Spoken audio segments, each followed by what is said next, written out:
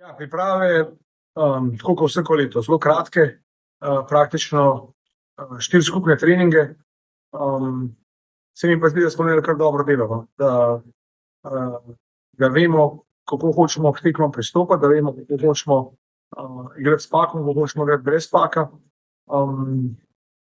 Tako da se mi zdi, da smo kar pripravljeni, no.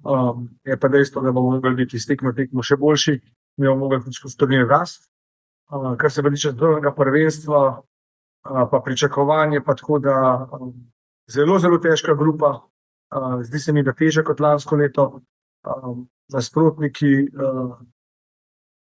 predvsem fizično zelo dobri. Tako da v prvi vrsti je cilj obstanek. Pravzaprav edini cilj, bo pa absolutno težko. Se pa nadejam, da nam bo to uspelo.